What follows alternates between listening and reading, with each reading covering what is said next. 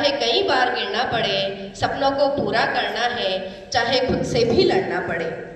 आदरणीय प्राचार्य महोदय श्री रविंद्र कुमार दवे सर, हमारे बीच उपस्थित सम्माननीय मुख्य अतिथि महोदय, आलम भारतीय सेना के सूबेदार, मैं आप सभी का हार्दिक स्वागत करती हूँ, अभिनंदन करती हूँ। ही महत्वपूर्ण दिन है। इन 5 दिनों में हमने भविष्य की सफलताओं के कई बीज बोए हैं। आइए आज के इस समापन सत्र का हम विधिवत आगाज करते हैं। माँ सरस्वती के चरणों में श्रद्धा के फूल चढ़ाते हैं, ज्ञान का दीप जलाकर आज का ये दिन हम मनाते हैं। किसी भी मांगलिक कार्य की शुरुआत सम्मुख दीप प्रज्वलित कर एवं माल्यार्पण कर आज के कार्यक्रम का शुभारंभ करें। सरस्वती वंदना शुरू करेंगे।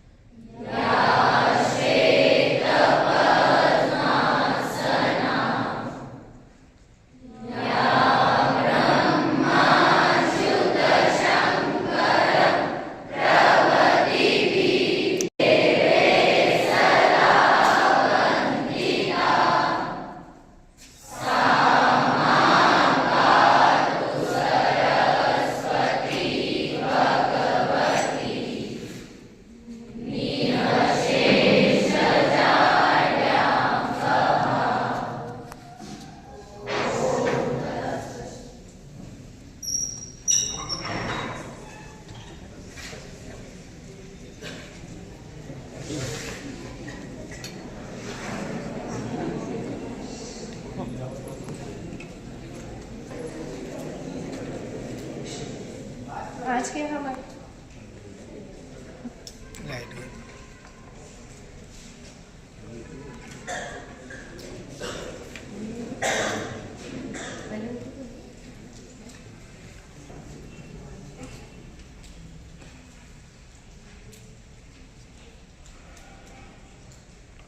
आपकी उपस्थिति से यह महफिल भी गुलजार हो जाती है।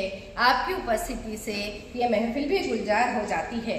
अतिथि देवो भव की परंपरा का निर्वहन करते हुए मैं करियर काउंसलिंग प्रभारी सुरभि शर्मा, विद्यालय के गौरव एवं मार्गदर्शनकर्ता हमारे आदरणीय श्री प्राचार्य महोदय से निवेदन करूंगी कि वे हमारे मुख्य अतिथि महोदय का पुष्पमाला के माध्यम से स्वागत करें। के गड़गड़ाहट के साथ एक बार फिर से अभिनंदन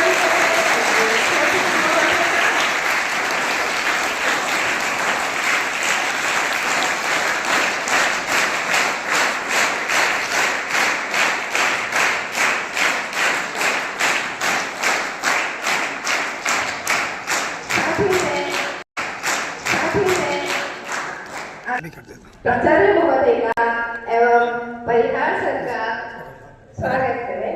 कर्तन ध्वनि से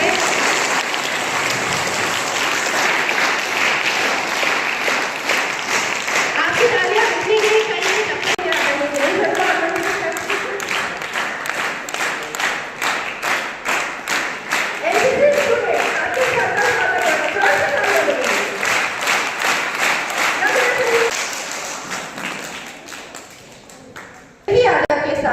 हमारे विद्यालय के मार्गदर्शक और आज के कार्यक्रम के अध्यक्ष हमारे प्राचार्य महोदय श्री दवे सर को आमंत्रित करती हूँ कि वे आए और अतिथियों का शाब्दिक स्वागत करें एवं इस 5 दिवसीय करियर मेले के सफल पड़ावों के बारे में संक्षिप्त जानकारी प्रदान करें। आदरणीय प्राचार्य, साथ में उनके एमसीसी एग्जाम के साथ जो हमारे हरीश परिहार सर, विद्यालय के समस्त स्टाफ साथी और प्यारे बच्चों, आपको मालूम है दिनांक 27 से 31 लगातार 5 दिवसीय जो कैरियर मेला आपके मार्गदर्शन के लिए लोक शिक्षण संचालनालय के आदेशानुसार लगातार आपको यहाँ पर उसका गाइडेंस दिया जा रहा है, आपका मार्गदर्शन किया जा रहा है।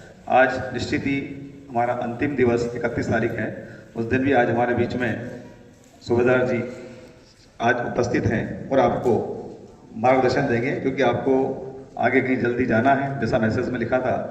तो आप सभी का मार्गदर्शन आपने प्राप्त किया है। 5 दिवस में आपने पेन कॉपी जैसा मैडम के निर्देश अनुसार बनाई होगी और अपना कैरियर चुनने के लिए, जो आपको सब्जेक्ट चुनाव करने के लिए, जो आपकी रुचि के अनुसार आपको जो सब्जेक्ट लेना है, उसका आपने जरूर चिंतन और मनन किया होगा कि हमको आगे क्या लक्ष्य आपने तय किया है, क्या सब्जेक्ट लेना है।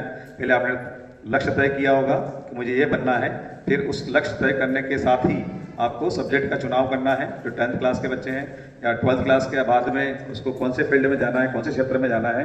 यहाँ पर हमारे यहाँ अनेक अतिथि विद्वानों ने आकर आपका मार्गदर्शन किया है और हम यही चाहते हैं कि आप लोग निश्चित रूप से इसमें उस अपने रुचि अनुसार कैरियर को चुनकर आप अपना नाम रोशन करें, उस विद्यालय का नाम रोशन करें और अपने माता पिता का नाम रोशन करें, मध्य प्रदेश का नाम रोशन करें और भारत का नाम रोशन करें। साथ साथ में परीक्षाओं का दौर भी आ गया है। आप अपना समय बिल्कुल खराब न करते हुए अधिक से अधिक पढ़ाई करें और पढ़ाई के साथ साथ में कैरियर का चुनाव भी करें। और आपको समय दिया गया है, 5 दिवसीय इसलिए किया गया है कि आप लोग अच्छे से इस पर अतिथि विद्वानों के अनुसार जो दिए गए मार्गदर्शन है उसको सुनकर और चर्चा करके डिस्कस करके अपन जो अपना निर्णय ले सके। ऐसा नहीं कि अपन किसी के कहने पर उसका सब्जेक्ट का चुनाव करें। हम मार्गदर्शन जरूर लें, सम्मान करें और उसके बाद में अपने कैरियर का चुनाव करें। मैं पुनः आदरणीय सूबेदार साहब का विद्यालय परिवार की ओर से हार्दिक स्वागत करता हूँ, अभिनंदन करता हूँ। धन्यवाद।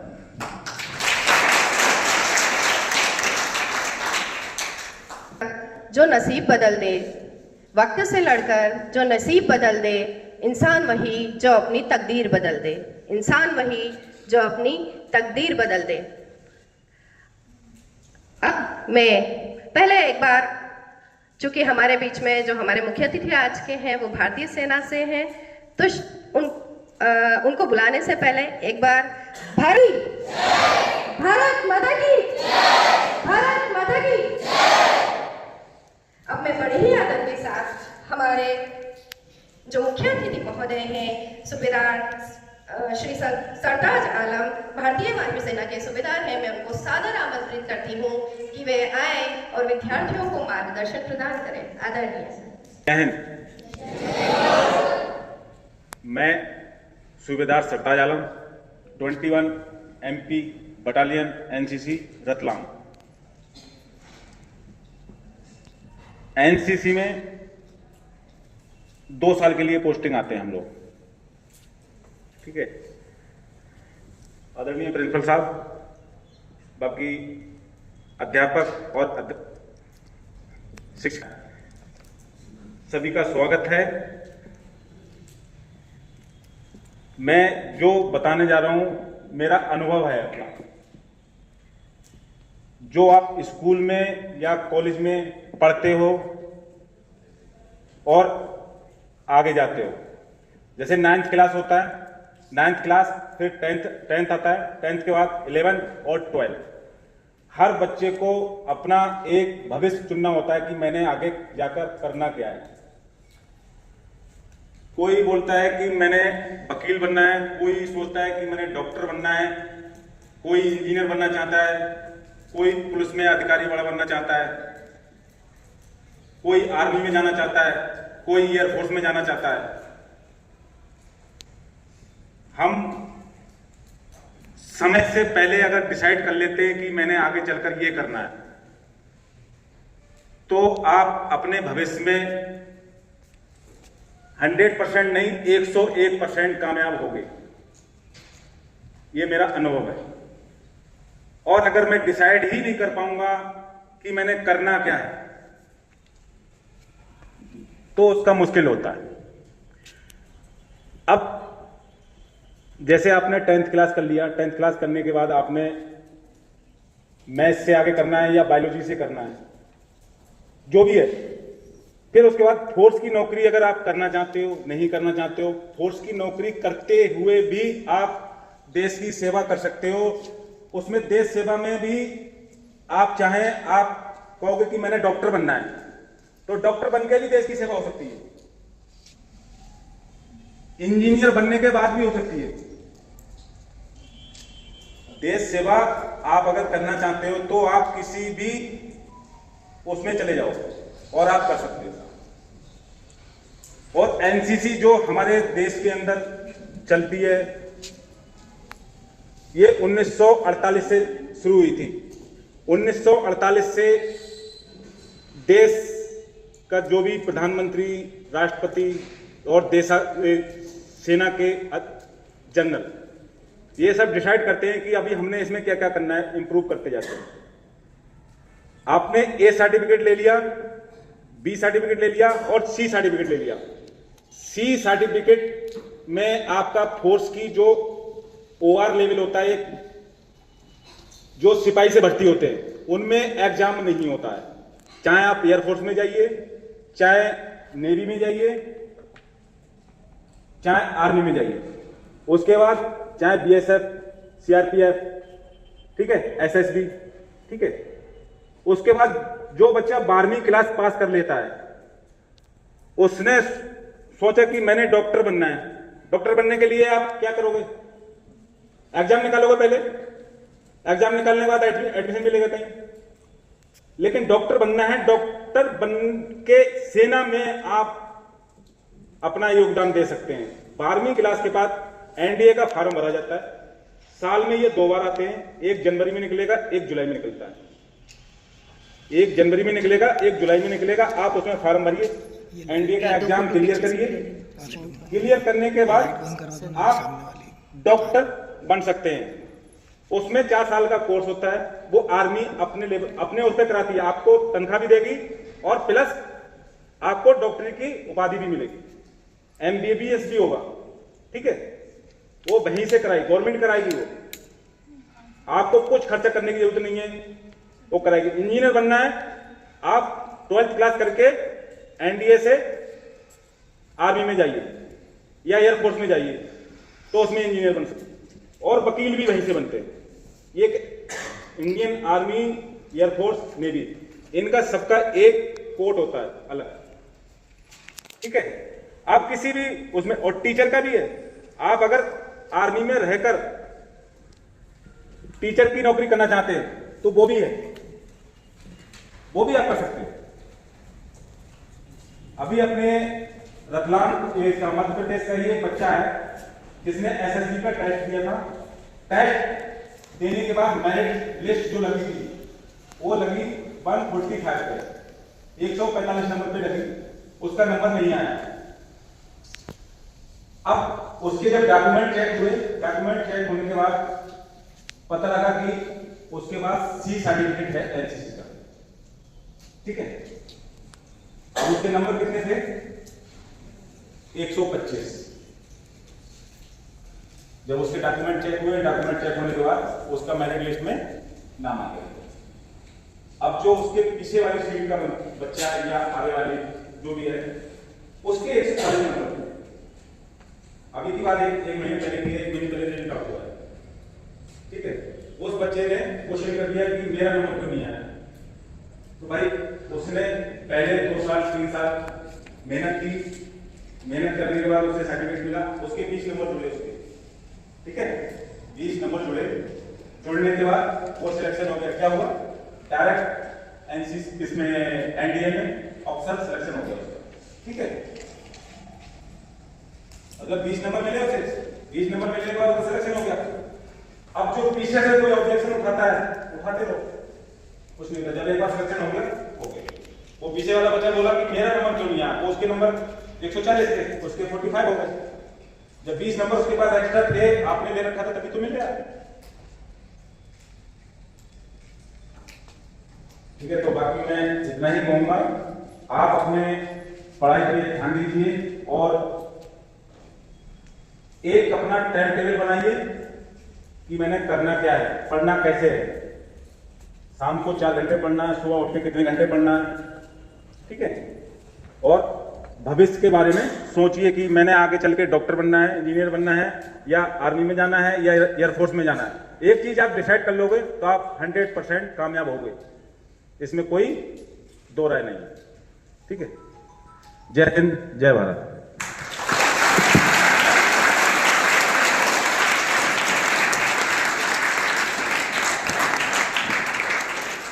बहुत बहुत धन्यवाद सर। और आपने ये बहुत ही महत्वपूर्ण जानकारी बताई है जो मार्किंग की बात है। अभी कुछ दिन, शायद 1-2 दिन पहले ही मेरी विद्यार्थियों से चर्चा हो रही थी कि एनसीसी काम क्या आती है, परीक्षा का टाइम चल रहा है, परीक्षा की तैयारी करो। तो उस समय मैंने यही कहा था कि एनसीसी के मार्क्स जुड़ते हैं, ऐसा नहीं है कि एनसीसी तुम जो ले रहे हो वो आगे काम नहीं आएगी। तो अभी सर ने बताया भी सही कि एनसीसी के कितने मार्क्स जुड़े थे एनडीए में, 20 मार्क्स, और बहुत ही ज़्यादा मायने रखते हैं। तो सिर्फ किताबी ज्ञान अर्जित करना ये जीवन का लक्ष्य नहीं होना चाहिए। आपको हर क्षेत्र में आगे बढ़ना है, हर क्षेत्र में हर चीज का समय निर्धारित होना चाहिए। ऐसा नहीं होता है ना कि हम जब परीक्षा है तो खाना खाना छोड़ दें। सभी चीजें एक ही साथ चलती हैं। एक बार जोशी सर का स्वागत करेंगे तालियों के साथ। कितना अच्छा लगता है जब मंच पूरा भरा हुआ लगता है। एक बार फिर से जोरदार तालियों के साथ। आर्मी से रिलेटेड बहुत ही महत्वपूर्ण जानकारी से अवगत करवाया। मैं आशा करती हूँ कि आप सभी ने बहुत ध्यान से इसे सुना होगा। अब मैं कार्यक्रम के अगले चरण में आदरणीय हरीश कुमार परिहार सर से निवेदन करना चाहूंगी कि वे आज के हमारे इस अंतिम दिवस के कार्यक्रम के मुख्य बिंदु भविष्य की मांग वाले करियर विकल्पों पर चर्चा पर अपना मार्गदर्शन विद्यार्थियों को प्रदान करें। आदरणीय परिहार सर।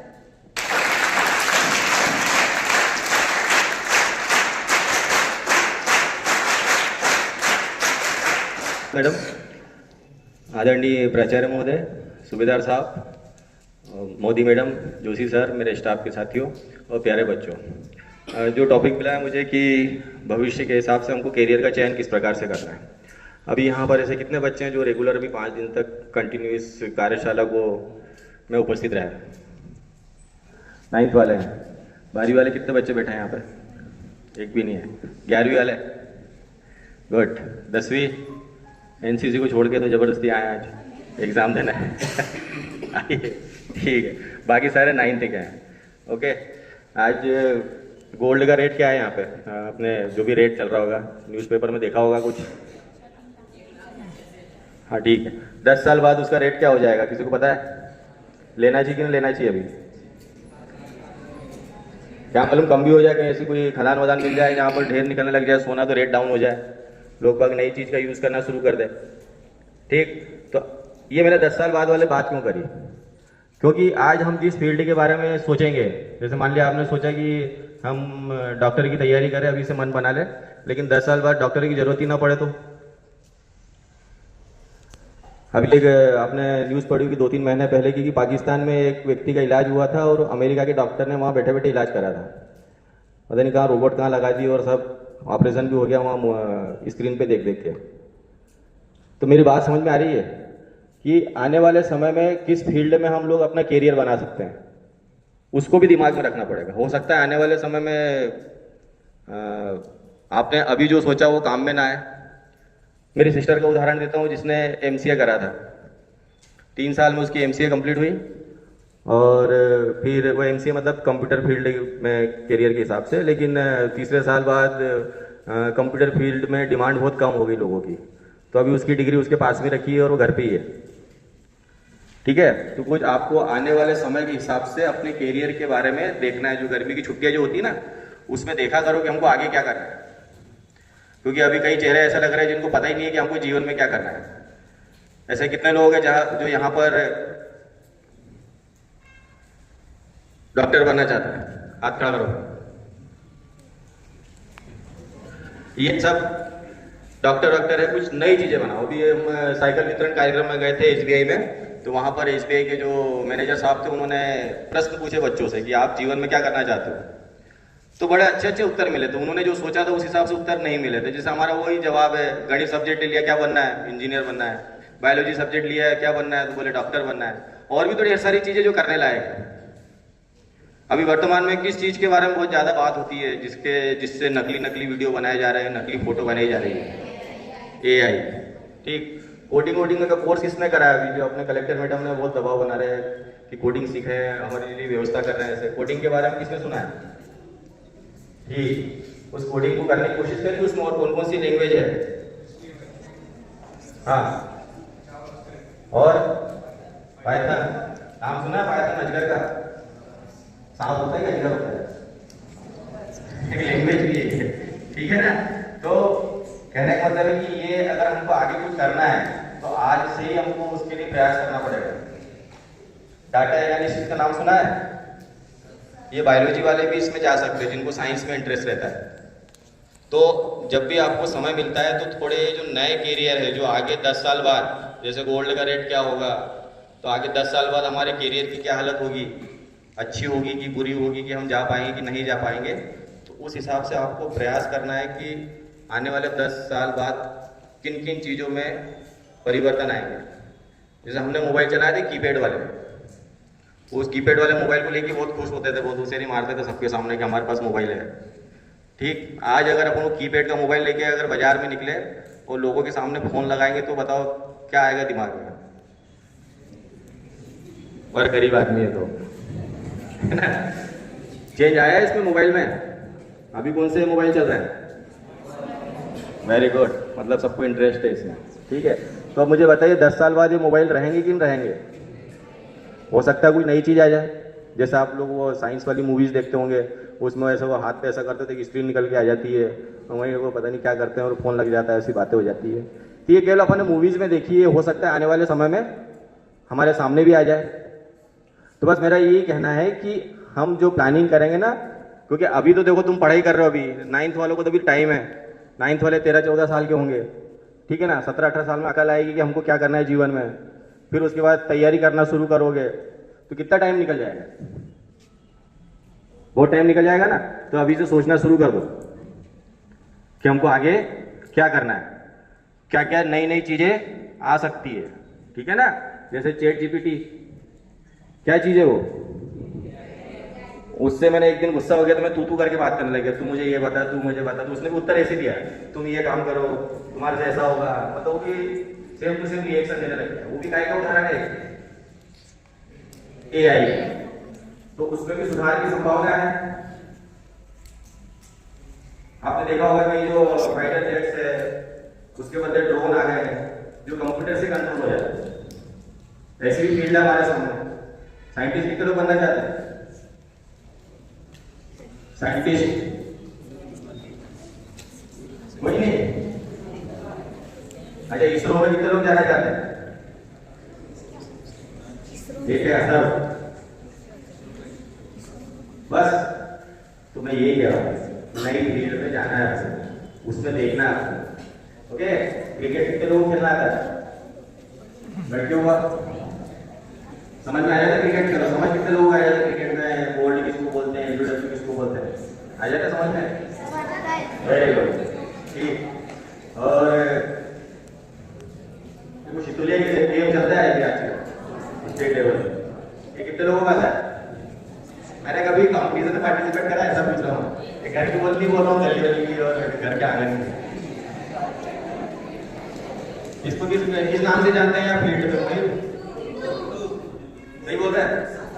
पिट्ठू। ठीक, और नए नए गेम भी आ रहे हैं। अच्छा, मुझे ये बताइए कौन से गेम खेलने में हमको मेडल मिलने की संभावना बढ़ जाएगी? जो फेमस, बहुत ज्यादा फेमस है उसमें, कि जो कम फेमस है उसमें? कम फेमस में क्यों मेडल मिलने की संभावना बढ़ जाएगी? क्योंकि उसमें कंपटीशन कम रहेगा, कम टक्कर रहेगी। अभी एक बार यहाँ जिला स्तरीय प्रतियोगिता हुई थी, वो नया गेम लेके आए थे, एक ही टीम आई थी, कोई भी टीम के सामने उसको विजेता उससे पहले उज्जैन भेज देंगे, वहां को ट्रेक शो और युद्ध के समय। तो हमको भी ऐसी फील्ड के चुनाव करना है आने वाले समय के हिसाब से, कि जिसके बारे में कम पता हो लेकिन बहुत अच्छी हो। खेती बाड़ी की फील्ड अच्छी है कि नहीं है? अच्छा, तो खेती बाड़ी कितने लोग करना चाहते हैं?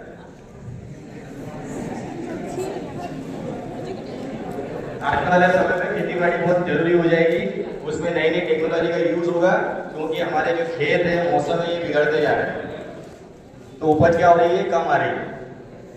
तो उसमें भी नई टेक्नोलॉजी का यूज करना पड़ेगा, नए बीज है, नए खाद है।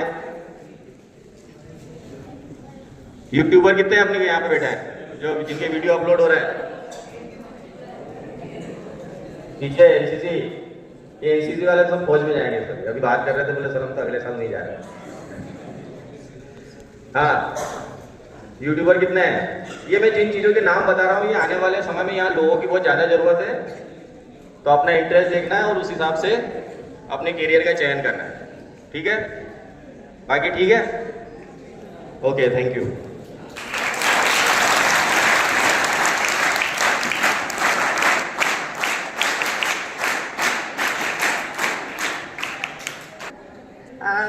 जब भी मैं सर की क्लास के बाहर से निकलती हूँ हमेशा हंसने की और ठहाकों की आवाज आती है। मैंने कहा ऐसा क्या पढ़ाते हैं सर जो हमेशा बच्चे उत्साहित रहते हैं, तो वो आज मुझे पता चला। मैं ओर से सूबेदार साहब सरताज आलम सर का बहुत बहुत आभार प्रकट करता हूँ। जब भी हमारे विद्यालय में कोई कार्यक्रम होगा तो वो जरूर हमें आएंगे और आकर के मार्गदर्शन देंगे। Thank you.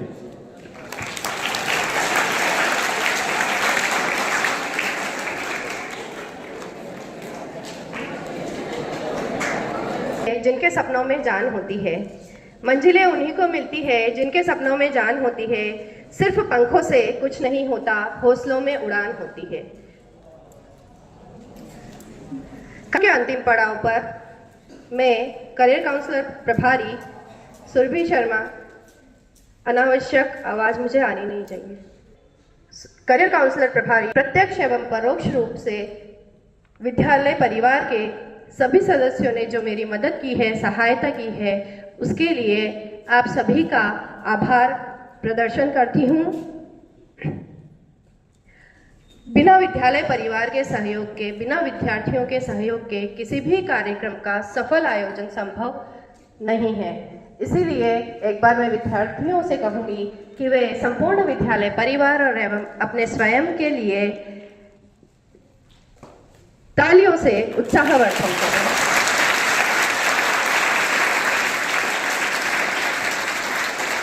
मैं आभारी हूँ आदरणीय प्राचार्य महोदय की, जिन्होंने मैंने सर को जो अपनी इच्छा जाहिर करी, सर ने कहा हाँ ठीक है बिल्कुल कर लो, हाँ ठीक है बिल्कुल कर लो।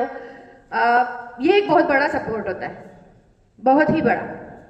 मैं इसके लिए दिल से आदरणीय प्राचार्य महोदय की बहुत बहुत आभारी हूँ। साथ ही हर मोड़ पे मेरा साथ देने वाले, मुझे मार्गदर्शन प्रदान करने वाले आदरणीय श्री बाबूलाल जोशी सर की एवं आदरणीय श्रीमती ममता मोदी मैडम की भी बहुत बहुत आभारी हूँ। इनसे हमेशा ही मुझे अच्छा मार्गदर्शन मिला है। कोई भी कंफ्यूजन हो, कोई भी परेशानी हो, सहज भाव से मैं दोनों के समक्ष रख पाती हूँ। सहृदय बहुत बहुत आभार सर एवं मैडम। साथ ही अपने स्टाफ के सभी सदस्यों का भी मैं तहे दिल से बहुत आभार प्रदर्शित करती हूँ, क्योंकि कहीं ना कहीं ये मेले का आयोजन करवाने में उनकी क्लासेस बहुत डिस्टर्ब हुई है, तो उन्होंने इस चीज़ को समझा, इसकी उपयोगिता को भी समझा एवं कार्यक्रम के संचालन में अपना पूर्ण सहयोग प्रदान किया, अपना समय प्रदान किया। इसके लिए सभी स्टाफ सदस्यों की भी मैं तहे दिल से बहुत बहुत आभारी हूँ। आप सभी विद्यार्थियों ने फीडबैक फॉर्म भर दिया होगा। बाकी जिन विद्यार्थियों के फीडबैक फॉर्म लेने शेष हैं, आप उसे एकत्रित कर लीजिए। समाधान जानना चाहता है तो वो अपना प्रश्न रख सकता है। वो सभी चीजें इनसे लिखवाइए।